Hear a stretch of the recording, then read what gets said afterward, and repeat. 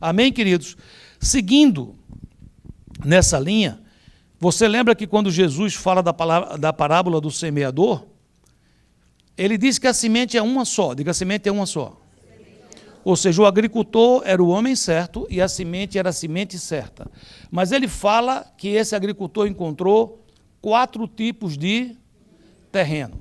Se Deus permitir, eu vou a cada domingo trazer um tipo de terreno e entender como é que a gente pode trabalhar para que isso transforme. Se por acaso eu me identifico com um desse tipo de terreno, eu digo, meu coração está nesse lugar. Identificar é importante, começa aí, começa nesse lugar. A Bíblia diz que aquele que confessa a sua transgressão e deixa, alcança misericórdia.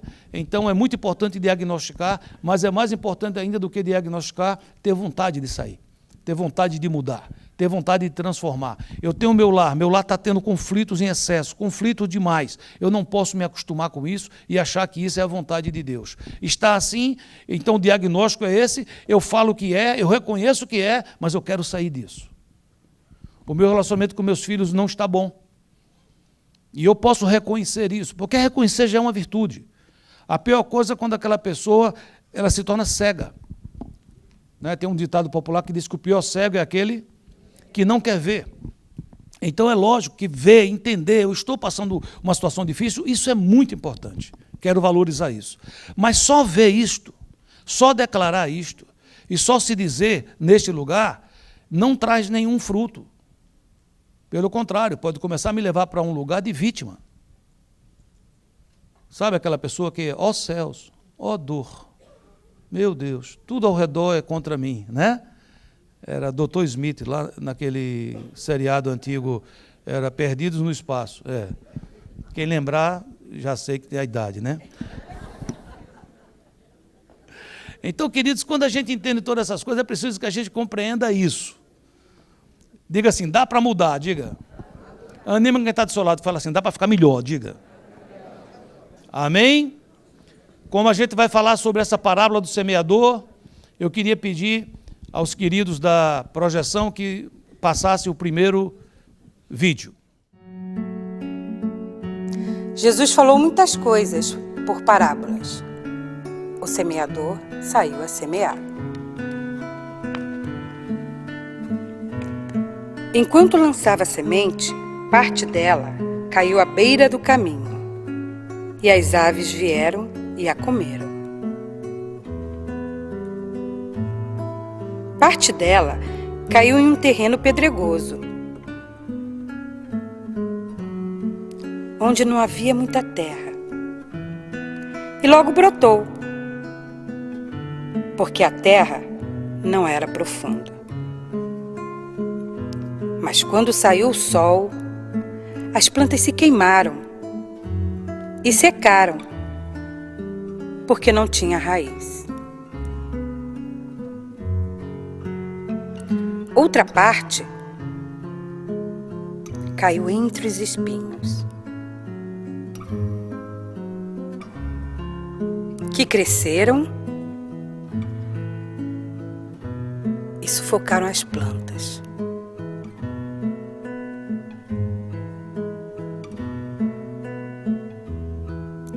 Outra ainda caiu em boa terra. Deu boa colheita, a 100, 60, 30 por 1. Quem tem ouvidos para ouvir, que ouça. Um semeador saiu a semear a sua semente e a outra caiu sobre pedra. Nós sabemos que o terreno é o coração do homem. E agora nós estamos falando sobre um fenômeno chamado coração de pedra. Quando a gente entende isso, o coração de pedra não é um coração que nasceu de pedra, mas é um coração que foi se tornando endurecido, insensível, indiferente ao longo da vida, não é? E aí a gente pode perguntar, como é que pode, não é, ter chegado a isso? A palavra em grego, ela é interessante, a palavra é skleruno, diga, skleruno. A ideia, ela traz a ideia de calos, Sabe o que é calos? Não é? Ou seja, quem toca guitarra, quem toca violão, a mão esquerda precisa ter calos. Porque no começo, quando a gente vai aprender violão, se a corda for de aço, dói. Você tem a impressão, às vezes, que vai sair sangue. De tanto tocar, geralmente se começa com corda de nylon, que é mais suave, depois se passa para a corda de aço, que é o que os irmãos usam aqui, a maior parte. Então, como os dedos já estão com uma certa calosidade, ele fica insensível, fica endurecido a sensibilidade das cordas. Compreende o que eu estou dizendo? Quando você toca violão, mas passa às vezes longos períodos sem tocar, às vezes começa o dedo que era insensível a ficar sensível. Ou seja, a exposição às cordas produzem insensibilidade nos dedos. O afastar das cordas volta a ter sensibilidade. O que é que significa isso, então, na prática? É que, para que o coração crie esses calos esclerunos, perdendo, então, o poder da compreensão, porque o problema do coração é esse. Ele perde o poder da compreensão. Eu não consigo mais compreender. Você fala algo lógico, você traz a palavra de Deus, a pessoa vê, ele até acha que é algo interessante, mas não consegue compreender, porque é pedra. É um asfalto, é como você derramar água num asfalto. É você colocar sementes num asfalto e depois você regar. Essas sementes serão levadas pela chuva para os ralos da vida, para os esgotos da vida. Será desperdiçado. Mas da mesma maneira que eu citei há pouco tempo o exemplo do violão, se você se afasta disto que está te machucando, te ferindo, produzindo escleruno, produzindo calos, a tendência é haver uma restauração daquilo que antes era sensível e agora se tornou insensível. O que é que significa isso de fato? Diga assim: exposição repetida a situações que produzem dor. É aquilo que quando eu, a primeira vez sou exposto, me dói demais. Mas se eu me exponho de novo, e se eu me exponho de novo, e se eu me exponho de novo, chega a um ponto que eu já não sinto mais. Quando eu fui a primeira vez à África, e eu fui a uns 2 ou 3 países nessa primeira viagem, eu fiquei muito chocado, principalmente quando eu estive em Beira, em Moçambique, porque tinha tido uma guerra de 20 anos, eu estava chegando lá, tipo assim, 2 anos depois da guerra, e era aquela coisa arrasada. Eu estava num hotelzinho com o meu filho e o pastor que estava com a gente ia fazer um seminário, como fizemos, para 40 pastores africanos. Em Moçambique, eu acredito que você saiba, eles falam português, é um país que foi colonizado pelos portugueses. Então, a gente olhava assim da janelinha do hotel e era aquela cidade arrasada. Os prédios da frente caídos, você via aquele buraco de uma bomba. Era um negócio assim terrível naquele lugar. A gente se chocava. Quem morava ali passava como se nada tivesse acontecendo, porque eles estavam o quê? Acostumados. Quando eu fui lá para fazer o seminário com os pastores, você pensa que era num lugar assim como esse aqui? A gente entrou num carro e a gente entrou numa estrada de barro, e essa estrada de barro virou uma estrada de buraco, e essa estrada de buraco virou parecido um solo lunar. Conhece o solo lunar? Aquele de crateras. E finalmente a gente chegou numa aldeia lá não sei aonde, e entramos num lugar que era mato de um lado, mato do outro, e o local que a gente ia ministrar era um local feito de palhas, com chão batido. E eu vi a comida que a gente ia comer, que a gente comprou para eles, eles chamam mamãe, as mamães fazendo, era aquela comida no chão. O fogo lá, a carne do lado na areia, bate para cá, bate para lá e bota para cima, entendeu? Eu, quando olhei com meu filho, eu disse: essa comida que a gente vai comer, eu disse: vamos fazer jejum hoje, né? Mas eles não sentiam nada. A gente ia passando por aquelas criancinhas despidas, a barriga grande, talvez por algum tipo de verme, toda sujinha, um correndo com o outro, e às vezes não estava chorando. Eu ia passando, eu queria falar, o pastor dizia: pastor, vem, se o senhor ficar parando não vai chegar nunca. Mas eles passavam como se não estivesse vendo nada. E aqueles menininhos que eu estava vendo ali, quando eles começavam a tocar as músicas, eles vinham para perto. E eles mesmo, daquele jeito, começavam a dançar. E dançava com ritmo. Dançava com estilo. E eu e meu filho começamos a querer dançar também. Fomos o motivo da graça de toda a África. Eles olhavam para a gente assim e faziam... Como que diz assim? Meu Deus do céu. É bom de samba mesmo, né? É um negócio lá. Mas assim, o que eu quero explicar para vocês, queridos, é que a sensibilidade ou a insensibilidade muitas vezes depende de quanta dor você tem sofrido e você tem que aguentar isso e você não faz nada para sair. São situações horrorosas que às vezes acontecem nos lares. Tem um elemento da casa que machuca os outros, e os outros no começo choram, no começo sofrem, e depois acha que é ok, e chega a um ponto de achar que está acontecendo aquilo porque ele merece mesmo. Me lembro de uma vez que eu fui à casa de um amigo meu, e tinha a mãe dele, aliás, uma amiga, e tinha a mãe, e ela tinha um irmão. E esse irmão, ele gritava com a mãe, ele berrava com a mãe, ele batia a porta, ele chegava para a mãe e falava assim, machuca agora 4 bananas para mim, 4 bananas para mim. Aí ele ia lá para dentro, batia a porta, eu não quero 4 não, eu quero 6. A mãe, tá certo. Eu não quero mais nada, se vier eu jogo fora, e a mãe, tá certo. Mas a mãe não sentia mais nada, pelo contrário, ela achava que aquela situação estava normal. Você está vivendo alguma situação desastrosa no seu casamento, e você está tipo, deixa a vida me levar, vida leva eu? Você está vendo alguma situação desastrosa nas suas finanças e você já não sente?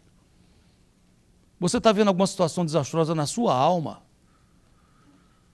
onde começa a entrar aí dentro uma tristeza silenciosa, que só você sabe, e você está começando a se acomodar a tudo isso? Precisamos entender isso. Precisamos entender que essas exposições repetidas produzem um coração endurecido. Então, a gente, quando vê uma pessoa de coração duro, a gente fala assim, essa pessoa é uma pessoa de coração duro, é uma pessoa ruim, é uma pessoa má. Possivelmente agora ela é má, possivelmente agora ela é ruim. Mas o que foi que fez essa pessoa ter o coração de pedra? Sabe, queridos, a gente vive num momento tão complicado, que nos expomos a tantas coisas, mas a tantas coisas, que é muito natural que nos leve a isso, a uma insensibilidade espiritual. O que me choca quando a gente lê o trecho, se você tem aí o boletim Lucas 8, a parte 6 diz assim, a outra caiu sobre pedra e nascida, ou seja, nasceu. Você entendeu ou não? Deu o quê? Fruto, começou a nascer, começou a ter esperança. A palavra de Deus entrou e começou a acontecer. Amém, queridos? Mas veja o que acontece. Secou-se. Pois que não tinha o quê? Umidade. Ou seja, não é capaz de reter a palavra da vida, não é capaz de reter a água. Como eu disse há pouco tempo, é como regar um asfalto. Como é que a gente chega aí, queridos? Hoje, queridos, é muito comum, porque quando a pessoa começa a sentir uma depressão, ela vai a um médico, um psiquiatra ou coisa parecida, e logo ele vai diagnosticar e vai receitar algum tipo de remédio que vai ajudar nessa situação. É assim ou não? É a fuga dos problemas através de usos de entorpecentes, sejam legais ou não. Alguns conseguem um médico e o médico passa para ele alguns remédios, que eu não vou repetir o nome aqui para não dar ideia a ninguém. Mas começa a ministrar medicamentos para poder viver, para poder existir. Outros começam a entrar em entorpecentes ditos ilegais, seja marihuana ou cocaína ou qualquer coisa, porque naquele momento consegue sair daquele momento de dor. Outra coisa que passa hoje, banalização de cenas violentas, através da mídia. Você hoje vê violência através da mídia de uma maneira avassaladora. São nas músicas, na letra das músicas. Você vê isso nos jogos, as crianças jogando, nos brinquedos. Você vê isso nos filmes.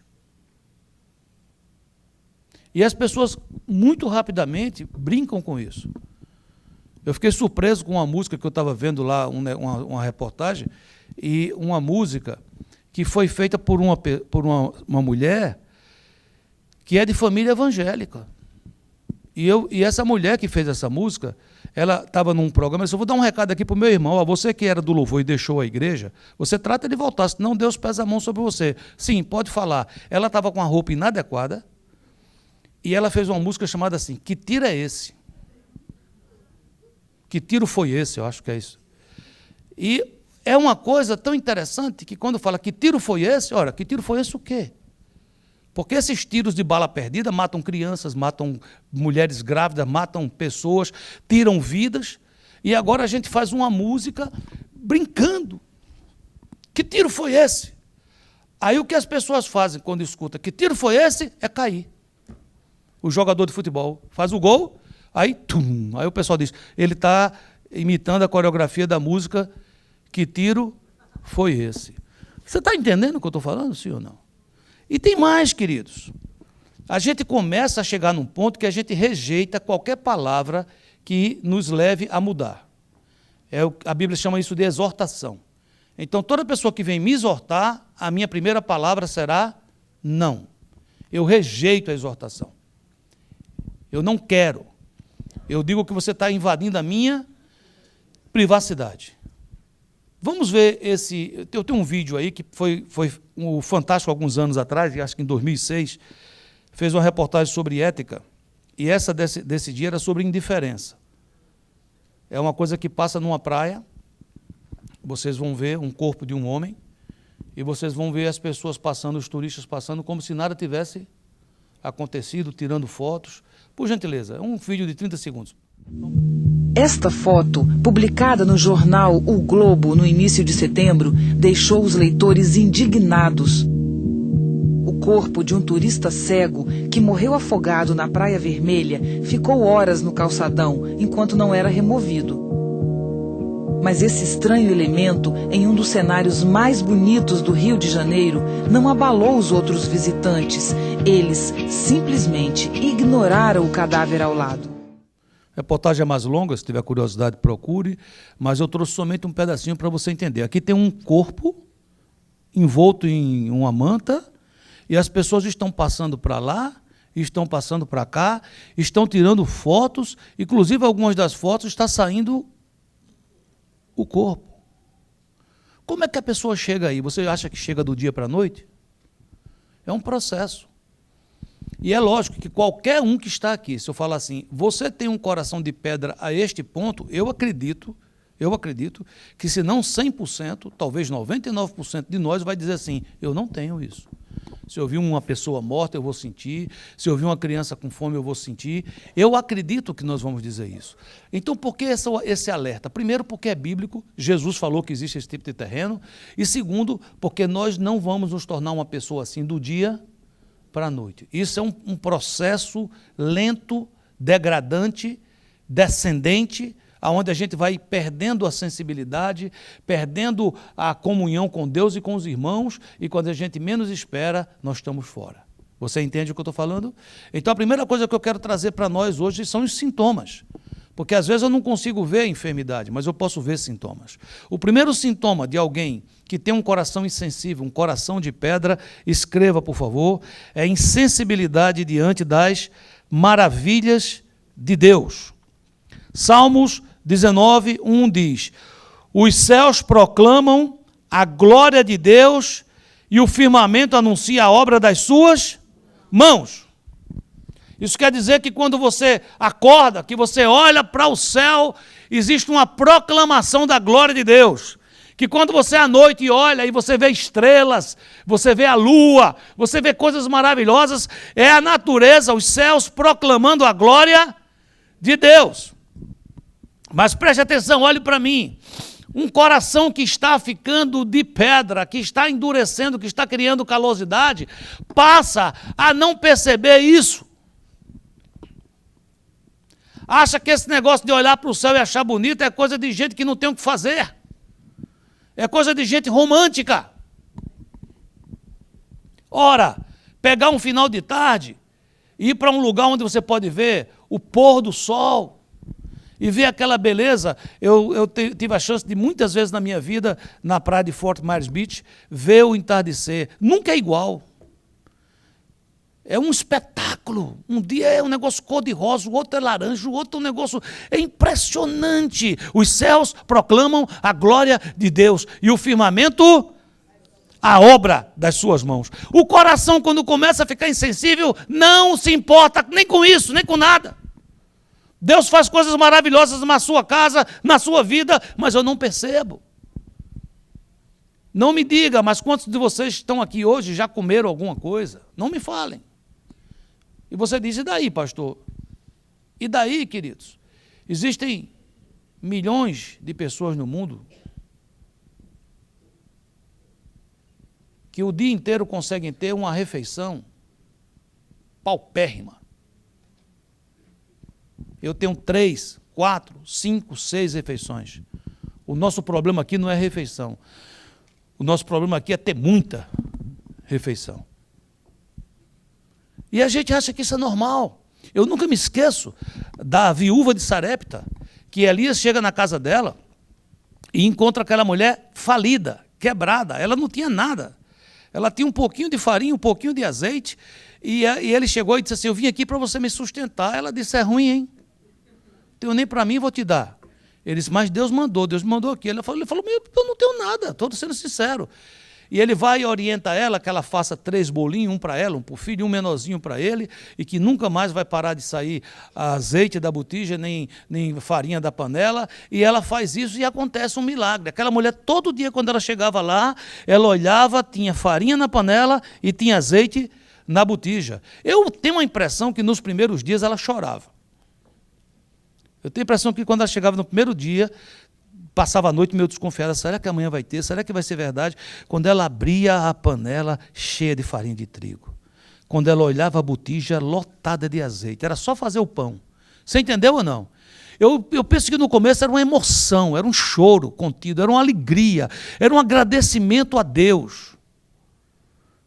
Talvez fosse algo parecido com o que eu vi na África, quando chegou a hora do almoço, e que eu pedi para um deles orar, e em seguida logo me arrependi, porque ele orou por 1h15. Mas não é uma oração assim, não. Ele se voltou para a parede, ele gritava, ele chorava, ele agradecia, e os outros entraram junto. E eu tive que entrar também, vamos orar também. Se é para orar, vamos orar. Eles estavam chorando porque eles iam ter o quê? Comer. Está entendendo ou não? Eu acho que essa viúva passou um tempo assim. Mas o tempo foi passando. O tempo foi passando. E a gente vai se acostumando com a bênção, como se a bênção fosse coisa normal. E um dia o filho dela morreu. Preste atenção, você está aqui? Ela tinha um milagre vivo acontecendo na casa dela todos os dias, dizendo a ela assim, existe um Deus que é vivo. Existe um Deus que faz milagres. O filho morre. O que é que era para se esperar de uma pessoa que vive embaixo de uma sequência de milagres diários? Era para essa pessoa dizer o quê? Deus, do jeito que o Senhor está promovendo isso aqui na minha vida, eu quero entregar o meu filho ao Senhor. Eu creio que o Senhor é poderoso para levantar meu filho. Isso não seria o de esperar? Uma pessoa que está vivendo um milagre desse? Você tem alguma panela na sua casa que quando você abre todo dia está cheio de farinha de trigo? Você tem alguma botija lá que você faz anos que você nunca coloca nada nela. Quando você abre, está lotada de azeite. Você tem isso? Ela tinha. E ela vai para o homem de Deus, chorando, gritando, tentando conversar sobre coisas. Você está me acusando, foi o meu pecado, foi isso, foi aquilo. A gente conhece a história, quem lê a Bíblia sabe que o homem de Deus ressuscitou a criança. E eu não estou trazendo aqui para mostrar o milagre de Elias, o que eu estou falando é a capacidade humana que nós temos de nos acostumarmos com aquilo que Deus nos dá, como se fosse algo corriqueiro. Corriqueiro. Você casou. Talvez antes de casar você pensou, talvez até você orou. Deus, me dá uma pessoa, Senhor. Me dá aquela pessoa que o Senhor tem para mim. Talvez você passou dias solitários. Talvez você passou dias dizendo assim, puxa, ninguém me ama, ninguém me quer, ó céus, né? Aí chegou essa pessoa, você gostou, você namorou, você noivou e você casou. E agora você está casado. Lembra como era no namoro? Era o WhatsApp para lá, o WhatsApp para cá, text message para lá, text message para cá, era e-mail, era... Vamos fazer um FaceTime, a pessoa trabalhando, tinha que sair correndo para o banheiro para fazer um FaceTime. Era uma agonia. Você lembra disso, sim ou não? Hoje, quando um manda um text message ou um WhatsApp, diz, e aí, tudo bem? O outro diz, qual é? Está regulando? Você está me entendendo, querido? Sim ou não? A gente recebe a bênção e não sabe cuidar dela. E você diz, e por quê, pastor? Por causa do coração insensível. O coração de pedra não vê nada. Sabe, querido, Israel atravessou o Mar Vermelho a pé enxuto. Sabe o que é pé enxuto? Foi sustentado por 40 anos no deserto. Sabe o que é ser sustentado 40 anos caindo um pão do céu? Mas isso não significou nada. Quando Israel passava um apuro, a primeira coisa que Israel fazia, sabe o que era? Reclamar, murmurar. E você diz, por quê, pastor? Porque o coração estava endurecido e era incapaz de ter uma gratidão e um reconhecimento das maravilhas que Deus estava fazendo. Você sabe que Deus tem feito maravilha na sua vida? Será que você seria capaz hoje de parar e escrever? Será que você seria capaz de escrever pelo menos 10 coisas? E você diz, por que o senhor acha que não, pastor? Eu sou pastor há 40 anos, queridos. Todas as vezes que eu abri para pedido de oração, a fila é grande. Alguém aqui está precisando de emprego, alguém está doente, vamos orar. Fila é grande. Quer passar um aperto? Demorar um pouquinho, engasgar? Sim ou não? Vamos agora contar as bênçãos. Aquilo que Deus fez. É difícil. Aí você diz, e por quê? Porque a primeira coisa que acontece é que quando você lembra de uma coisa, você escuta aquela vozinha no seu ouvido diabólica dizendo assim, isso não é milagre não, isso não é nada não. Isso é... Se você for falar, o pessoal vai dizer assim, que besteira é essa? Você tá dizendo que isso é milagre, porque, na verdade, a gente tem um costume de naturalizar as coisas que são sobrenaturais. Você entende o que eu estou falando, sim ou não? E isso é sintoma, diga sintoma. A segunda coisa que acontece para a gente poder entender se eu tenho ou não tenho esse coração, escreva, insensibilidade diante do amor de Deus. Eu acho que o mundo nunca escutou, como escutou nos últimos anos, talvez 20 anos, 10 anos, a frase, Jesus te ama. Essa frase foi dita e foi redita de uma maneira impressionante.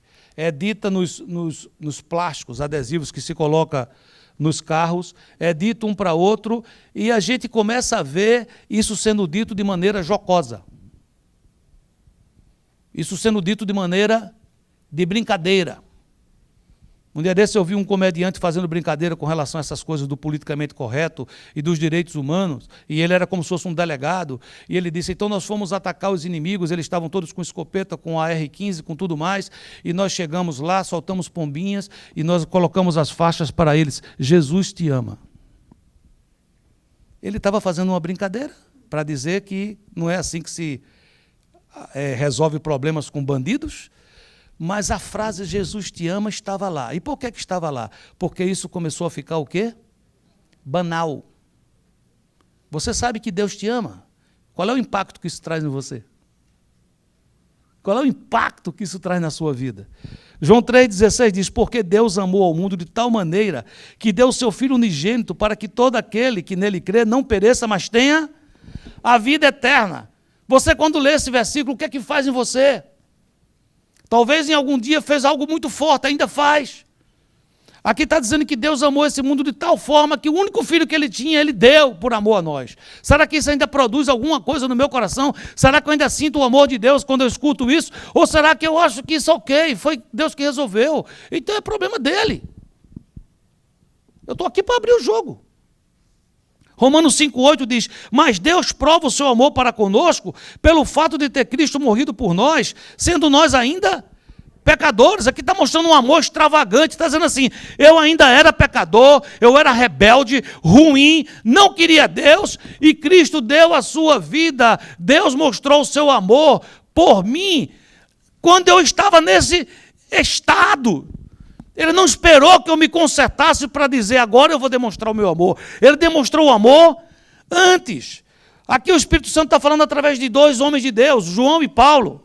E ele está dizendo, respectivamente, que por amor Jesus enfrentou a cruz, sofreu as terríveis e duras realidades do Calvário. É como se pouco a pouco deixássemos de dar o valor ao alto preço que Jesus pagou, para que nós, miseráveis criaturas, pudéssemos receber o favor do Pai. Aí você diz assim, pastor, não é assim não, eu amo o fato de Deus ter me amado e eu reconheço o amor de Deus. Preste atenção como é fácil você entender se você ama ou não. Você está aqui? Jesus diz assim, se você me ama e se você reconhece o meu amor, o que é que você deve fazer? O quê?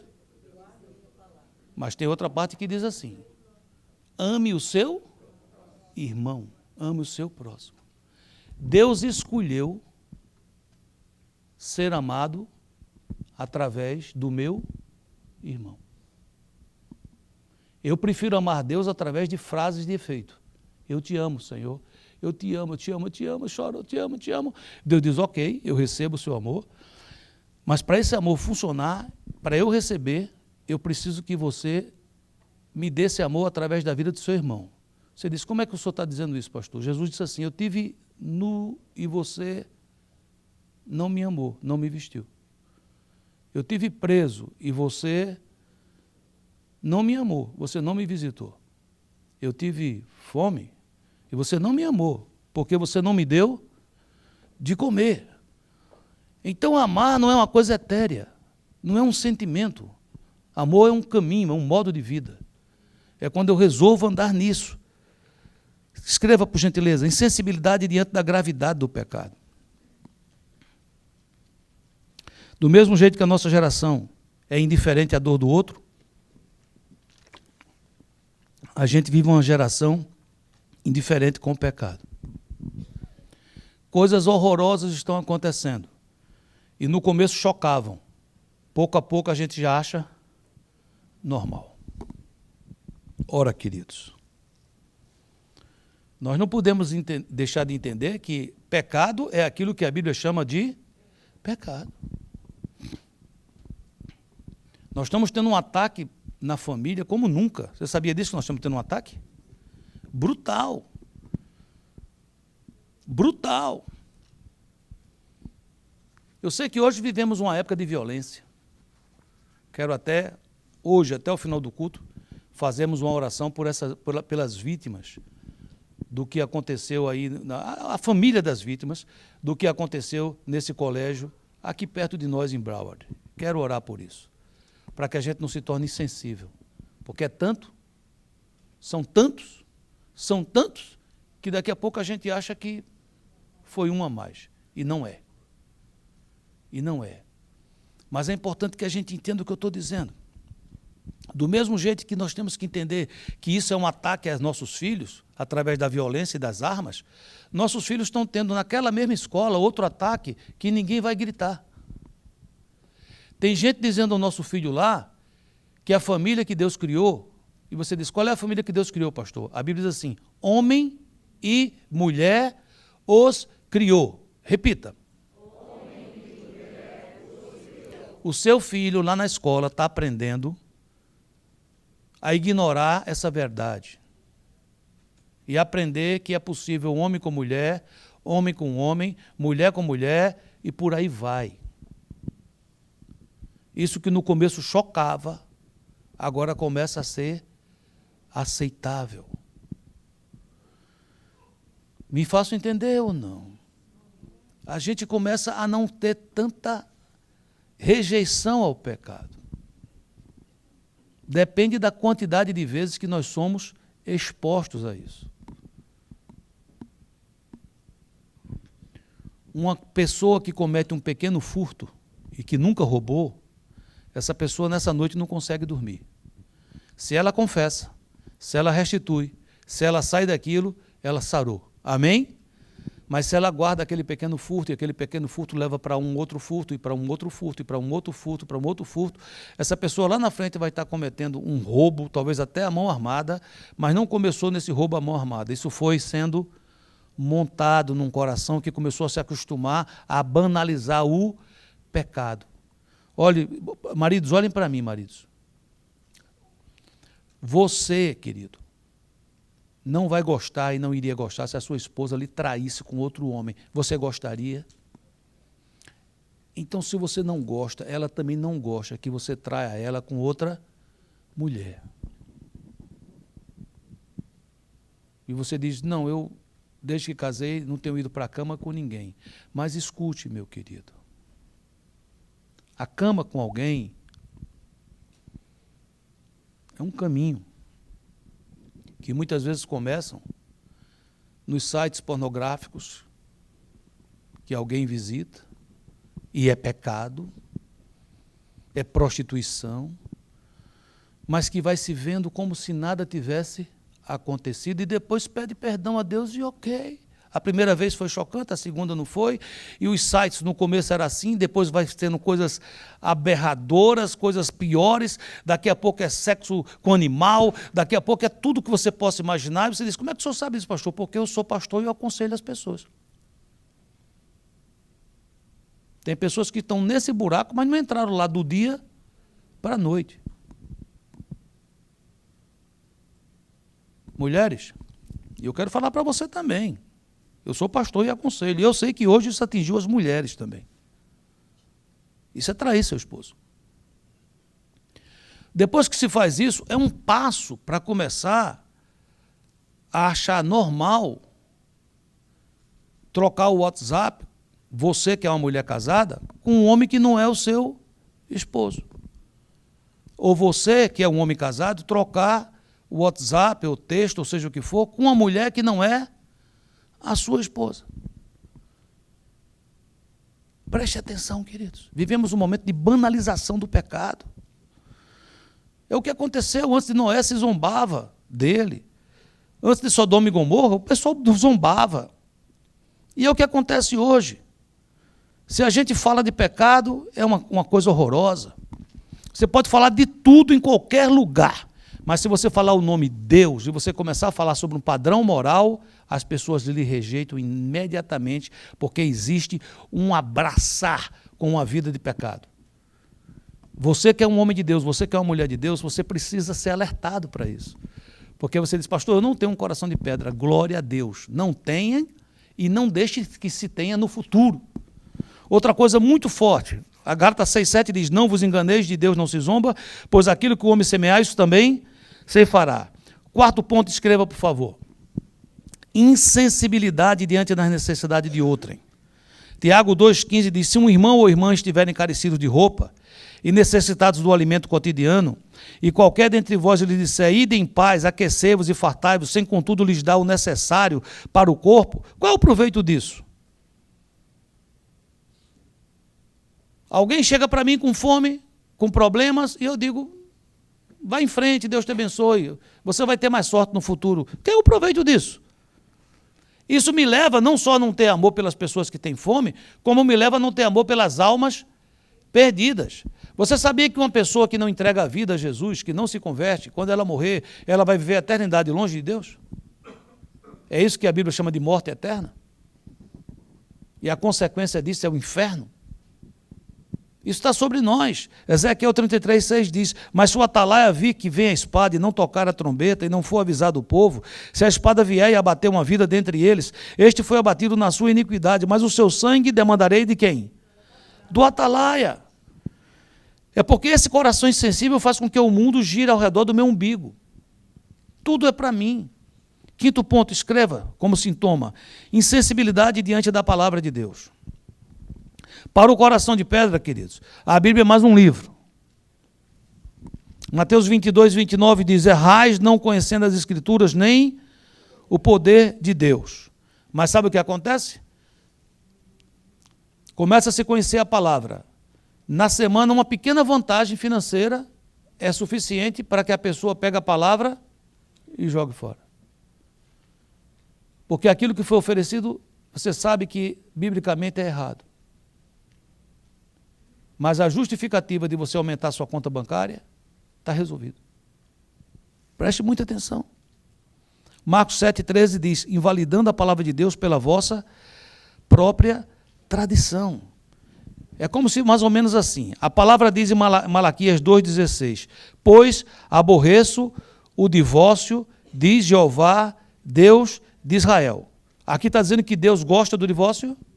Aqui está dizendo o quê? Deus aborrece, Deus odeia. Mas o coração insensível, isso é um detalhe.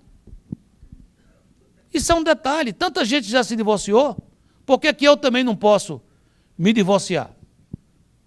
Isso é um detalhe a mais. A insensibilidade torna esse fato um fato relativo. Se a palavra diz em Hebreus 10:25, não deixando a nossa congregação, como é costume de alguns, antes admoestando-nos uns aos outros, e tanto mais quanto vedes o que vai se aproximando daquele dia. Então a pessoa ouve isso, que não é para deixar a sua congregação, não é para deixar de se congregar, não é para deixar de estar em grupo, em igreja, porque muitas vezes você já escutou isso, uma brasa, ela só queima se ela estiver na fogueira. Se você tira uma brasa da fogueira, não precisa fazer muita coisa, ela vai o quê? Esfriar. Mas o coração insensível, isso não quer dizer muita coisa. Ele fala, eu assisto da internet. Você está aqui, querido, não é só para me ouvir, não. Você está aqui para você ter comunhão com seus irmãos. Você está aqui para você louvar a Deus juntos. Você está aqui para que seus filhos recebam a palavra. Você está aqui para que você viva a vida comunitária de igreja. Talvez hoje, antes de você ir embora, um irmão vai falar de uma necessidade. E talvez Deus vai usar você para suprir aquela necessidade. Seja você ou seja indicando alguma coisa, um trabalho, um emprego, uma porta. Nós somos a igreja, o corpo de Cristo. Ele disse, não nos deixemos de nos congregar. Ele não está dizendo assim, se congregue virtualmente. Você diz, mas pastor, o senhor passa pela internet. É lógico. Isso é uma arma, é uma ferramenta para que o evangelho chegue a alguém, mas isso não substitui o fato de nós sermos corpo. Você está aqui comigo, sim ou não? Vamos entrar na parte positiva. Curando o coração de pedra. Ezequiel 36:26 diz, também vos darei um coração novo, diga coração novo. E dentro de vós porei um espírito novo, diga espírito novo. Tirarei da vossa carne o coração de pedra e dar-vos-ei um coração de carne. Isso é uma promessa, diga eu recebo, em nome de Jesus. Queridos, prestem muita atenção que eu quero ser honesto com vocês. Vez por outra, eu peço para Deus escrutinar a minha vida. E pasmem, eu começo a ver partes do meu coração que começam a ficar insensíveis. E é preciso que se trabalhe para voltar a todo o coração, ter um coração maleável, discipulável, capaz de escutar a palavra de Deus. Nós somos expostos todo dia a muitas coisas, não é só vocês não, eu sou exposto. Você acha que passar aqui uma semana fazendo atendimento e escutando a dor de muita gente, se você somatiza tudo isso, no final da semana você tem um infarto. Então a maneira correta é receber e entregar a Deus. A maneira incorreta tem duas. Receber para mim, vou morrer. Ou dizer assim, eu não vou receber para mim, eu não vou ter sensibilidade nenhuma, eu não vou sentir nada porque eu não posso morrer. Isso é coração de pedra. Tem muita gente aconselhando com coração de pedra. Tem gente ouvindo o seu problema e no final dizer, ok. É assim mesmo, tem muita gente que faz isso. É preciso entender essas coisas. Vamos entrar então curando isso, amém, queridos? Primeiro ponto, permita que o corpo de Cristo lhe ajude. Hebreus 3,13, pelo contrário, exortai-vos mutuamente cada dia durante o tempo que se chama quando? Hoje, é agora. A fim de quê? De nenhum de vós seja endurecido pelo engano do pecado. Eu não sou bom de construção. Mas eu vi muitas vezes no Brasil os pedreiros montando aquela massa, o cimento, para fazer parede. Não sei quantos aqui já tiveram a oportunidade de ver isso.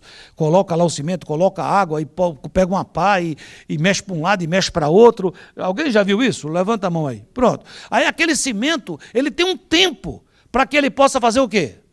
Para que ele possa aplicar. Se vai demorando muito, o que é que acontece com o cimento? Endurece. O que a Bíblia está dizendo aqui é assim, olha, preste atenção, queridos, quando você via alguém caminhando para os braços do Satanás, aqui está dizendo que tem um tempo.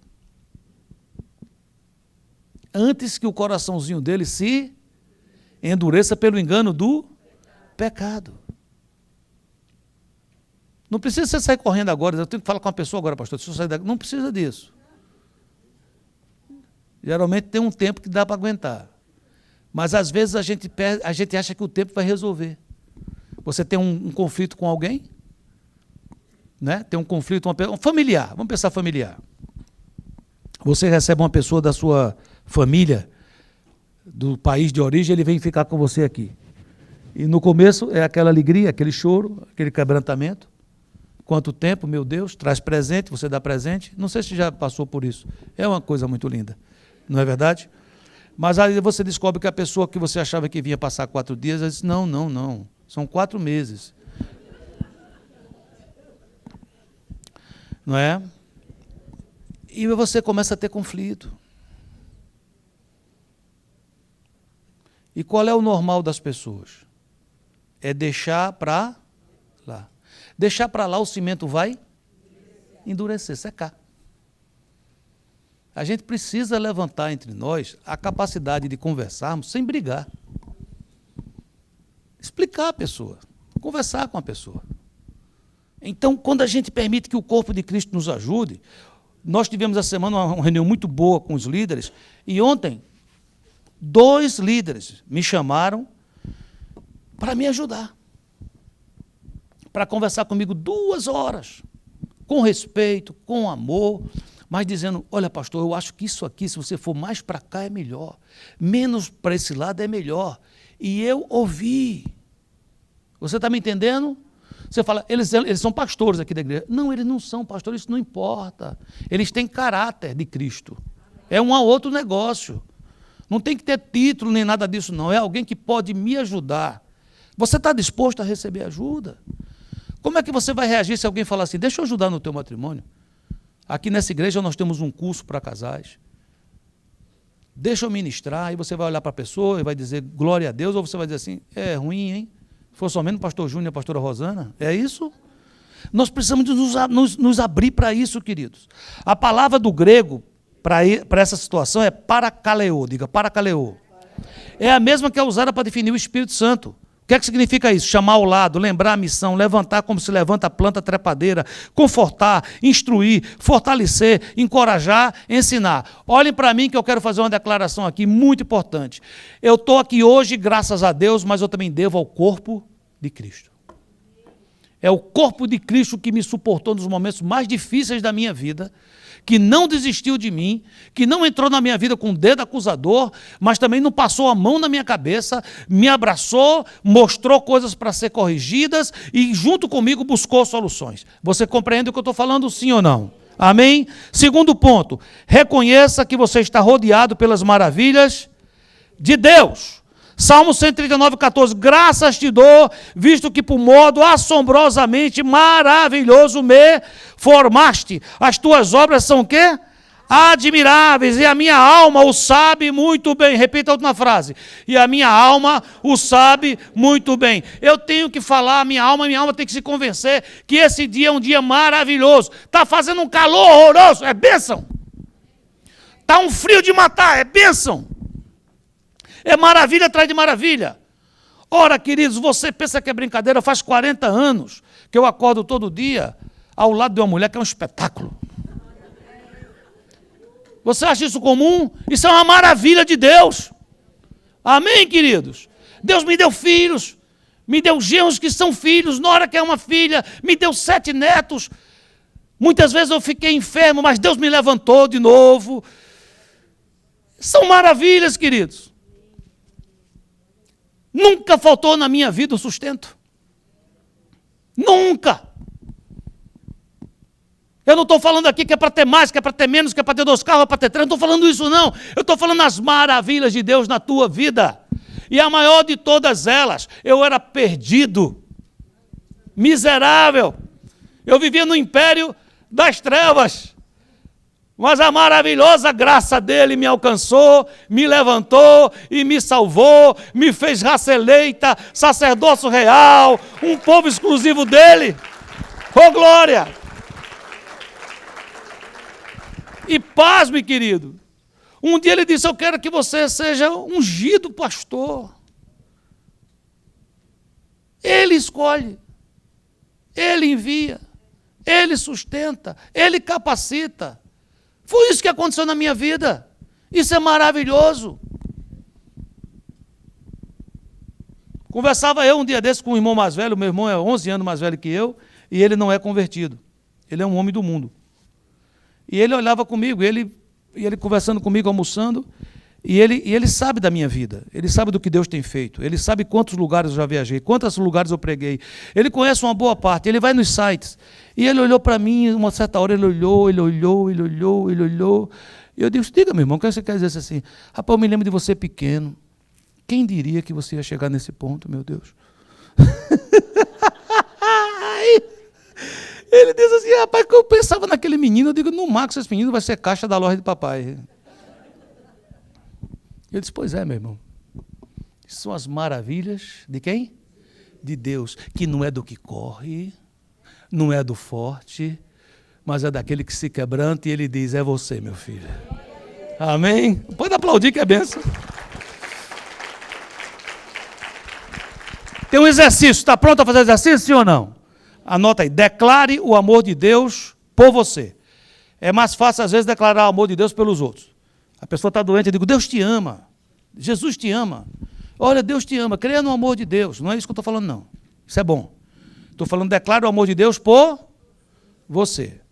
Jeremias 31:3 diz, de longe se me deixou ver o Senhor dizendo, com amor eterno eu te amei.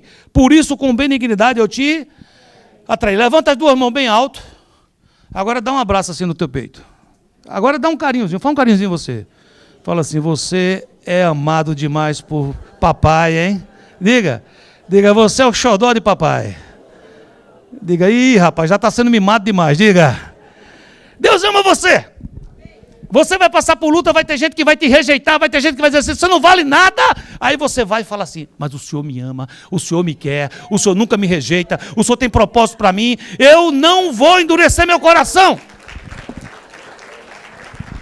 Eu não vou deixar meu coração ser endurecido por pancadas, porque elas vêm. Nem todo mundo vai te elogiar, muita gente vai te criticar. Isso não é exortação, é diferente. Exortação é quando alguém te fala, se colocando ao teu lado, paracaleou como o Espírito Santo, para te levantar, para te erguer. Críticas destrutivas é outra coisa. Mas as críticas destrutivas não vão poder destruir você se você não as receber. É só não receber. A crítica vai chegar e você vai dizer o quê? Não recebo porque Deus me ama. Acabou. Se é palavra de exortação, eu estou aberto. Se é palavra destruidora para desanimar a minha caminhada e o meu caminho, eu rejeito em nome de Jesus. Não precisa rejeitar a pessoa, não. Rejeite somente a palavra. Mas receba a palavra que está sendo dita aqui. Diga assim, faz tempo que eu vi Jesus dizendo, eu te amo. Com amor eterno. É por isso que eu te atraí. Amém, queridos? Quarto ponto, escreva, reconheça a gravidade do pecado. Salmo 32:3 diz, enquanto eu calei os meus pecados, o que foi que aconteceu, igreja? Envelheceram os meus ossos. Aqui está dizendo o seguinte, você tem um pecado de estimação, você está com ele escondido. Aqui está falando assim, por favor, reconheça a gravidade disso. Esse pecado vai fazer você ficar podre por dentro. Envelhecer os meus ossos pelos meus constantes gemidos todo o dia. Confessei-te o meu pecado, e a minha iniquidade não mais ocultei. Eu disse, confessarei ao Senhor as minhas transgressões, e o que foi que aconteceu, queridos? E tu perdoaste a iniquidade do meu pecado. Não vamos mais brincar com o pecado. Você fala, não, pastor, eu sou de Jesus, eu nunca mais vou pecar. Não é assim, querido, você vai. Não é que você vai porque você quer. Como a gente sabe aquela frase, dizendo que nós não somos pecadores lutando para ser santos, mas nós fomos feitos santos em Cristo, lutando contra o pecado e que pecamos acidentalmente. Mas você vai pecar acidentalmente, eu vou pecar acidentalmente. Eu, às vezes, vou conversar com a minha amada esposa, uma coisa maravilhosa, e no caminho, talvez eu vou dizer uma coisa que vai machucá-la. Você diz, como é que vai resolver isso? Só tem um jeito, é confessar o pecado e pedir o quê? perdão e mudar a atitude. Se a gente fizer isso rapidinho, o coração vai ficar molinho. Quando a semente cair, o que é que vai acontecer? Boa terra, diga boa terra. Quinto ponto, declare que você andará pela palavra de Deus. A palavra de Deus é cheia de promessas. Sabia que é cheia de promessa?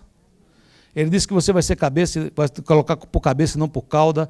Disse que eu fui moço e hoje sou velho, e eu nunca vi um justo mendigar o pão, nem a sua descendência desamparada. É promessa. Amém, queridos? Não vai faltar o pão na tua casa. Amém, queridos?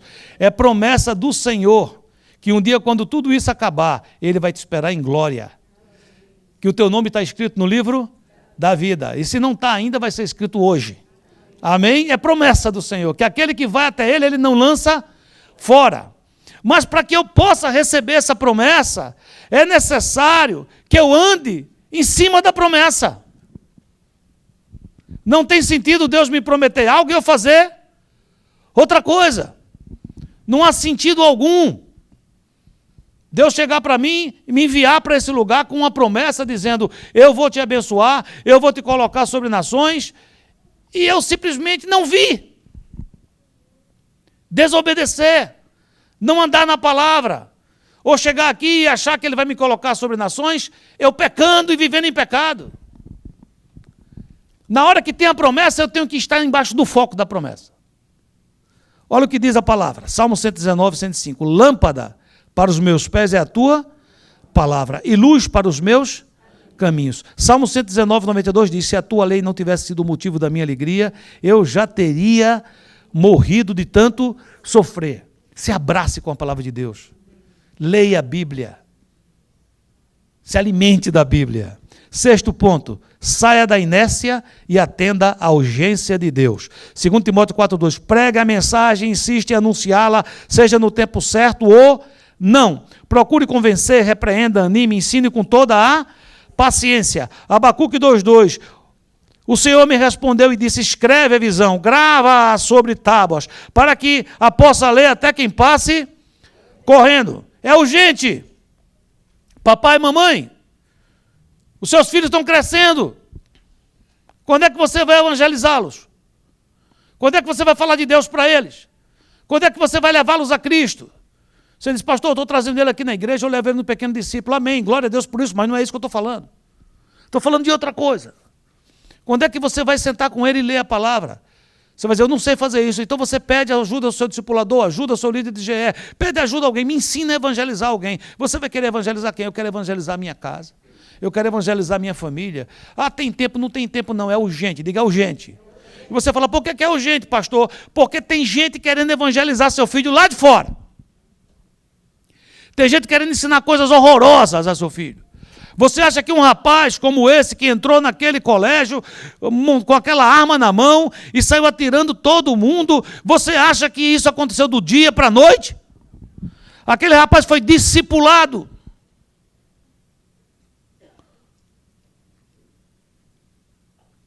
Tornou-se um coração de pedra. Rejeições na escola. Bullying. O mau caráter mesmo que ele tinha e que foi crescendo. Morte de parentes. Solidão. Facilidade de entrar em sites. Se sentir pertencente a grupos disso ou daquilo. Isso foi acontecendo. E ninguém viu a urgência. Agora estamos tristes, é lógico. Estamos chocados, é lógico.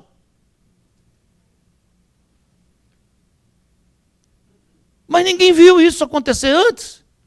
A igreja precisa chegar antes. É preciso que eu saia da minha zona de conforto. Com meu filho, com a minha família, com a minha esposa, com o meu esposo. Preservar a casa, dizer aqui não, Satanás. Isso é urgente. É urgente desligar aquela televisão naquele canal.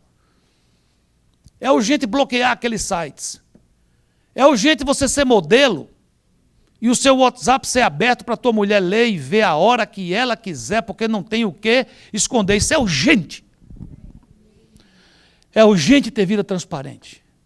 É urgente. Último ponto, escreva, por favor. Cuidado com a exposição a coisas que corrompem. Provérbios 4:23 diz, sobre tudo o que se deve guardar, guarda o coração, porque dele procedem as fontes da vida. Esse é um ponto já muito falado e eu coloquei mais uma vez porque eu quero repetir até que isso possa entender. É muito importante você ter cuidado ao que você se expõe. A Bíblia diz, não vos enganeis, as más conversações corrompem os bons costumes. Quais são as conversas que você tem? É conversa que edifica? Recebi semana passada uma pessoa dizendo assim, pastor, perdi muito tempo na minha vida. Perdi tempo demais. E eu vim aqui lhe pedir perdão. Eu digo, tu está perdoado, meu filho. Mas você não sabe nem o que é. Eu digo, já perdoei logo. Mas diga o que é que eu perdoo mais. Aí ele me contou. Cheguei aqui, vim aqui, mas eu escutei outras palavras, pessoas que falavam mal da igreja sem motivo algum. E eu fui naquela onda, aquelas más conversações me corromperam, perdi tempo, perdi vida, perdi saúde, perdi dinheiro. E agora eu sei que o certo, o correto é andar nos caminhos do Senhor. Glória a Deus por isso. Amém, queridos? Mas perdeu o senso de urgência ao se expor àquilo que corrompe. Mais conversações, maledicência. Alguém se aproxima de você e começa a querer falar mal de outra pessoa. Não ouça. Você diz, por que eu não devo ouvir, pastor? Porque isso apodrece o nosso coração. Petrifica nosso coração. Se alguém se aproxima e começa a falar mal de você, eu vou dizer, não estou entendendo, o que é que você quer? Não, queria lhe contar que fulano está acontecendo com ele. Você já falou com ele? Não, não falei. Eu não preciso escutar isso. Não preciso ouvir. Não sou pastor da igreja, você tem que saber tudo, tem que levantar a capivara da igreja todinha. Isso eu não preciso não, meu querido. Já existe o dono da igreja que faz. Existe aquele que diante do seu trono tem um mar de cristal. Nada fica oculto diante dele. Eu estou aqui como servinho dele. Estou para ajudar aqueles que querem ser ajudados. Caminhar junto com aquele que é corpo. Eu não quero ser contaminado. Diga assim, eu não quero ser contaminado. Tem muita gente querendo colocar lixo na sua cabeça, não deixe. Tem muita gente querendo colocar basura na sua cabeça, não deixe. Com todo amor, bota a mãozinha assim na sua cabeça, diga assim, você não é lixeira, diga. Pelo contrário, a Bíblia diz que você tem a mente de Cristo. Para encerrar, Hebreus 3,15. Enquanto se diz hoje, se ouvides a vossa voz, não o quê? Não endureçais o vosso coração como foi na provocação. Deus está falando com você hoje, fique de pé, eu quero orar com você. Deus está falando com você hoje, Deus está falando com você hoje. Tem qualquer área da sua vida que você diz, essa área está começando a ficar petrificada, vamos acabar com isso hoje. Não tem outro jeito. Quando eu cheguei aqui, falei para vocês sobre o meu relacionamento com o meu sogro, que é uma bênção, mas é uma bênção por quê? Porque ele está sendo o quê? Trabalhado. Toda vez que tem conflito, o que é que a gente faz? Abre o bocão, confessa pecado. Você está me entendendo, sim ou não? Hoje pela manhã eu estava conversando com a minha esposa, a gente estava lendo a Bíblia. E ela disse algo que eu entendi diferente, e eu comecei a explicar teologicamente. Eu quase fiz um seminário lá em casa. Quando eu estava bem pertinho da hora do apelo, ela falou assim, deixa eu explicar uma coisa para você, o que é? O que é que aconteceu? Eu não estou precisando dessa aula teológica toda. Eu estou só falando isso.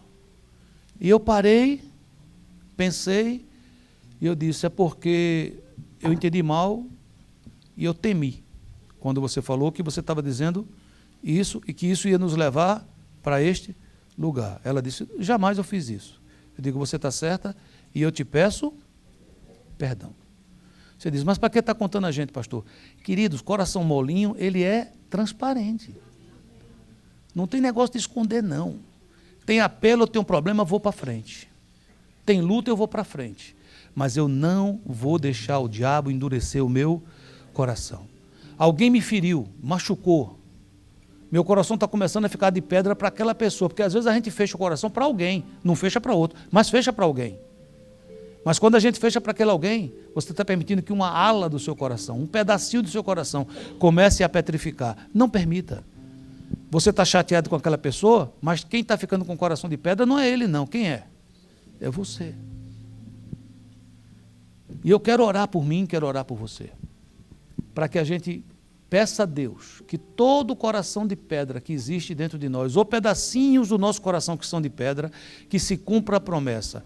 Eu transformarei os corações de pedra em coração de carne. Você sabe o que significa isso? Eu converterei o coração dos pais aos filhos, e o coração dos filhos aos pais. Eu levantarei no meio da congregação esposos que amam suas esposas, que cuidam delas. Eu levantarei no meio da congregação mulheres que serão submissas a seu esposo, respeitarão, serão coluna no seu lar. Não se pode fazer isso com o coração duro. Isso se faz com o coração maleável na presença de Deus. Se Deus toca teu coração e você quer orar hoje, em alguma área que Deus falou com você, você não precisa fazer como eu fiz. Eu estou aqui falando publicamente. Pode fazer se quiser, mas você precisa fazer isso para Deus. E talvez ao sair daqui, conversar com alguém e resolver isso. E envergonhar o diabo e se tornar mais do que vencedor em Cristo. Quero agradecer a você que nos assiste agora ao vivo pelo nosso canal do YouTube, a você que está aqui. Queremos dar a oportunidade também de poder fazer uma oração. Como foi falado aqui, no final da palavra, em Hebreus, diz assim: se hoje ouvires a sua voz, não endureça o seu coração. A palavra de Deus diz, você que está aí, você que nos assiste, você que está aqui, hoje é o dia que o Senhor escolheu. Hoje é um dia de aliança, um dia de pacto. Porque a palavra disse, Jesus, ele convida a você a fazer essa aliança. Ele diz em Apocalipse: eis que estou à porta e bato, se ouvires a minha voz e abrires a porta, eu entrarei na sua casa, cearei contigo e tu comigo. Deus quer ter uma aliança, e essa aliança, ela tem que ser feita de coração, e tem que ser feita através da nossa palavra, através da nossa confissão. E como nós fazemos isso? A Bíblia diz assim: se com a sua boca confessares que Jesus Cristo é o Senhor e que Ele ressuscitou dentre os mortos, será salvo. Talvez você que se apartou do Senhor, hoje é dia de reconciliar, hoje é dia de voltar à casa do Pai e dizer: eis-me aqui, Senhor, eu quero ter uma aliança contigo. Eu quero dar essa oportunidade a todos. Eu pediria à igreja que nesse momento orasse comigo, intercedesse comigo, porque pessoas hoje vão estar fazendo isso pela primeira vez, e alguns deles vão estar se reconciliando com o Senhor. Amém? Então eu gostaria que você fechasse seus olhos, baixasse sua cabeça e repetisse essa oração, dizendo assim: Senhor Jesus, hoje, diante da tua igreja, diante de ti, eu declaro, eu recebo a ti como único Senhor e suficiente Salvador da minha vida. Escreve o meu nome no livro da vida, onde ninguém poderá mais apagar. Muito obrigado. Perdoa os meus pecados e eu te agradeço em nome de Jesus. Eu quero orar mais uma vez. Se você está aqui e você fez essa oração pela primeira vez, se você está aqui e hoje você fez esse caminho de volta, se reconciliando com o Senhor, aonde você está, levante uma das suas mãos. Se você está aqui, você fez essa oração e você se reconciliou, glória a Deus por essa mão que se levanta, glória a Jesus. Se tem mais alguém, se você está do lado de alguma pessoa que fez essa oração, traz aqui, vem aqui, dá os primeiros passos de fé. Esse é o momento teu e Deus, e eu quero dar essa oportunidade. Se tem mais alguém, dê esse passo de fé. Glória a Deus. Bem-vindo.